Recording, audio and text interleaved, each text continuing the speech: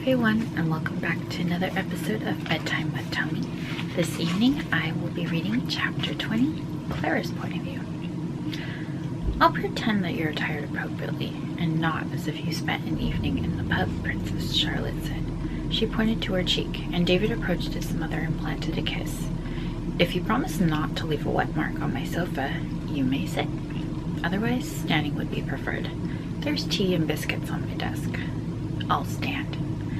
Clara glanced from David to his mother. Seeing the pair of them together, she noted that they had the same nose and facial structure, but that was all they seemed to share. Clara, Miss Little? Hello, he greeted awkwardly with a wave. I was just about to ask Miss Little if she had any interest in attending the Westminster Ballet's performance of Onegin tomorrow night as my guest. David frowned. Is that the event Abigail rang to ask if I could attend in your stead? How silly of me. I must have forgotten that I'm otherwise engaged tomorrow. The princess placed a hand on her chest. He rolled his eyes. Clara also found her claim hard to believe. Was the Princess Royal trying to play matchmaker? Even if David wasn't going, she'd still say yes. She'd never turn down an opportunity to attend the ballet. Princess Charlotte, I'd love to, she said. Excellent. I'll have my secretary arrange the details. David will escort you. She tried to downplay her excitement by looking out the window at the gardens. That sounds wonderful. David rubbed his hands together. Mother, I hate to interrupt your tea, but I promised Clara an extended tour of the grounds. Yes, of course. She assessed Clara, then her son. Exploring the rose gardens might just take up your entire afternoon. I believe Reggie's out on a ride for Clover. I believe Reggie is out for a ride on Clover. You might see him along the way. Enjoy. David hastened over to assist Clara and settled her into the wheelchair. It was nice meeting you, ma'am. Thank you for your tea. Thank you for tea. You're most welcome, she winked. I hope we'll have the privilege of seeing you more. David practically jogged out of the room, a spring in his step. Clara gripped the arms of the wheelchair tightly, her fingers turning white. David, slow down. Can't. We need to clear out of Mum's area of the palace as quickly as possible. Why? Because my mum is like Jane Austen's Emma. She's always playing matchmaker with me. Clara giggled. You laugh, but it's true. She attempted to set me up on at least 5 or 6 blind dates over the last year alone. She won't stop until she has a crying grandchild in her arms. Clara sighed. She could understand where the Princess Royal was coming from. All mothers wanted what was best for their children. From what Clara knew about David, he'd probably be happy to stay a bachelor without a little prodding from her. She rearranged her hair so it was behind her. If you don't feel up to attending the ballet with me, I won't ask you to. I don't want you to feel like you're stuck with me. That's exactly why I want to go with you. I enjoy spending time with you. I don't see tomorrow as a favor I'm doing for my mom. I'm choosing to spend the evening with a gorgeous and talented woman. You. Clara's pulse raced. Hearing those magic words left her breathless. You're not such bad company yourself. The water lilies in the Buckingham Palace ponds were said to rival that of Monet's home in Giverny. Clara couldn't imagine a more picturesque place to relax. They were delicate pink and white flowers atop the lily pads. The long branches of the willow tree swayed in the breeze, while songbirds sang melodic tunes. Is this canoe really sturdy enough to hold the both of us? Clara asked, eyeing the boat carefully.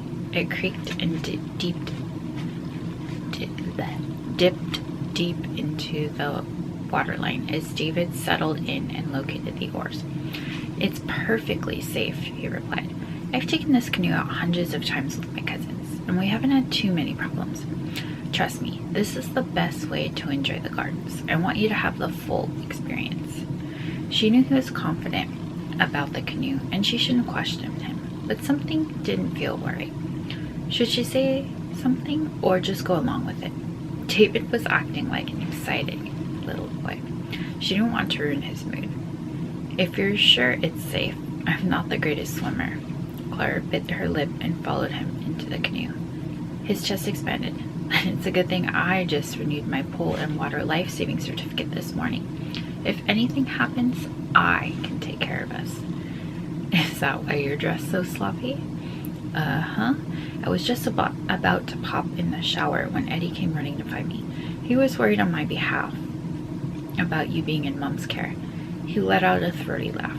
I love my mother, but if you've never met her, she can be an intimidating woman. Your mother was fine. I was introduced before I danced last week. We chatted about ballet. Should I mention anything to him about the princess hinting to me about the Westminster Ballet? As amazing as it would be to secure an audition, I don't want to set myself up for disappointment if I try out and nothing comes of it. I've been put into that situation one too many times.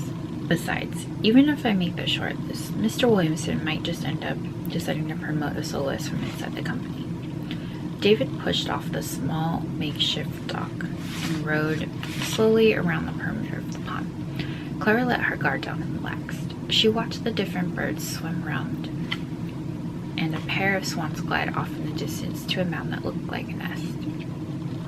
I picked up a few breadcrumbs if you feel like feeding the birds. Uncle doesn't particularly like it, but it's something my cousins and I do whenever we're out here. If it's a tradition, of course I want to do it. I haven't fed the birds since I was a child.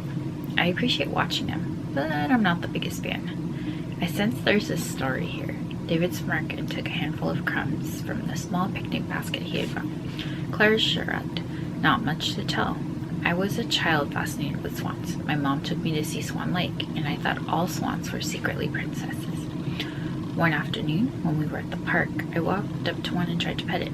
Only, instead of turning into a beautiful dancer, it bit me.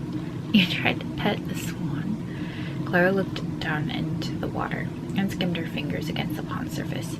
6-year-old me thought it was an awesome idea. I'm sure you had your share of dumb things when your parents weren't looking. David grew quiet. Mother and I have had a close relationship now, but my parents weren't always hands-on when I was a child. I was the nanny's responsibility to keep track of. Clara inhaled sharply. I'm ashamed to say this. I'm ashamed to say that, yes. I often acted out. It was my way of trying to capture their attention. Eddie reminds me a lot of my younger self. He stopped rowing and let the oars hang loose.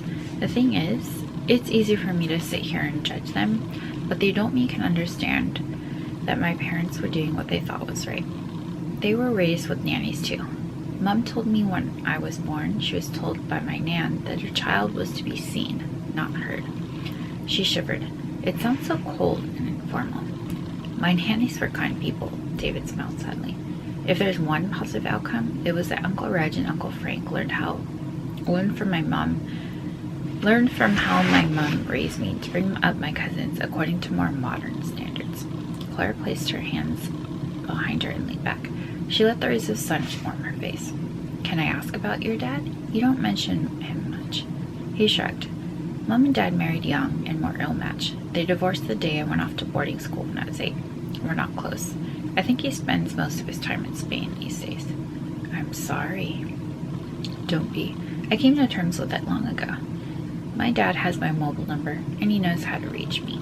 We speak twice a year on my birthday and around Christmas time. The more important thing is that I have loving relatives on Mom's side of the family and some excellent cousins. Clara asked David about what it was like attending a boarding school. He mentioned that the staff aimed to keep the students as busy as possible with sports, academics, and extracurricular activities, so there wasn't time to be lonely. I'm curious, what was it like for you attending a ballet school growing up?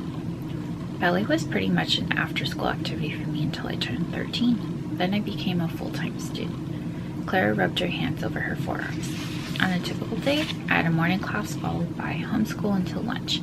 At 1, we'd start our afternoon classes and rehearsals. He dipped the oar into the water. I'm impressed by how committed you were. Unfortunately, ballet's a lot like gymnastics or figure skating. You have to decide at a young age if you want to make a career out of ballet. It takes years and years of training, and even then there are no guarantees. There are way more dances out there than professional contracts available. If your dancing doesn't work out, what would you have done? Funny you should ask. I would have applied to be a flight attendant like my bestie Amanda. It nearly happened too. I had all the paperwork filed online and had an interview scheduled on the day I got the call to fly out to LA for an audition. You're joking. His eyes widened. Afraid not. She picked at the fabric of her skirt. After I graduated, it took me 2 years to get hired into a company. Between auditions, I was working as a barista, but the pay barely covered the rent. I figured if I wasn't gonna make it, I might as well have a job I was at least semi-passionate about. Was it for the travel benefits? Yeah, it was, Clara nodded. Amanda was always jet-setting around the globe, and I was jealous.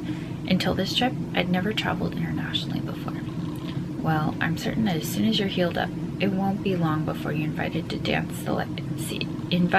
the likes of Paris or Tokyo and other places around the world. She raised her head and looked at David. You seem awfully sure of me. He grinned. It's all deductive reasoning. They leaned in, holding one another's gazes. Her eyes closed, his breathing evened out. David dropped the oar and scooted closer to her. Brushing a lock of hair out of her face, he whispered, You're so beautiful. His thumbs traced the outline of her lips. Their foreheads touched. But as David moved to kiss her, the canoe creaked, and both he and Clara tumbled into the cold, scummy pond. So that was the end of chapter 20. And I'm sorry for blundering some of the words again. I, as you can tell, am tripping over words by the end of the evening. And especially when my eyes are tired, it gets harder and harder. I did want to mention 2 things here. The swan story is true. That was me when I was a little girl. I didn't think they would turn into princesses, but when I was about 4, I tried to pet a swan and it bit me. That was a memory that scarred me for swans for a long time, so I felt like it had to go in the book. Another thing is about ballet schools and there being more professionals and contracts available. As you know, I am a history student, or was working on my doctorate in history, and I did write about ballet history substantially. One day I'll talk about my project a little bit more, but in interviewing all of these dancers and learning more and more about ballet, I came to learn that it's very difficult to get a job in a company. Many dancers will join junior companies or try to get apprentice contracts, but at the end of the day they can only take maybe 2 or 3 dancers into the corps de ballet, and it really depends on what the company is looking for. Sometimes they want tall dancers, short dancers, other times they want more men instead of women. It just really is dependent on what their repertoire is, which means the types of dancing they do.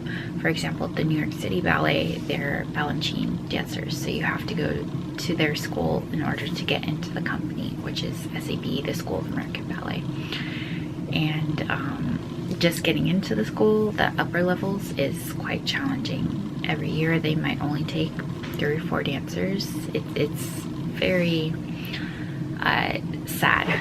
But nowadays what's really great is a lot of dancers are going to college, and their careers are longer than they have been in the past. If you'd like to dive more into that, I'd be happy to do a video talking more about that and the evolution of ballet history and dancers. But Catherine Morgan is a dancer that I follow on YouTube. She's got a fantastic series talking about her journey, and it is just well worth watching. Her Once Upon a Point series in particular is wonderful. I did dedicate my novella that I wrote, Point Shoes and Sugar Plums, to her and her husband Chris Sellers now, so I don't think she'll ever watch this, but if she does, I hope she sees that. But yeah, sorry I've gotten off track, but definitely check out Catherine Morgan. I'll leave a link in the box if I remember down below. Until next time, I hope you guys have a wonderful night, and don't forget to pick up your copy of Dancing with the Royal.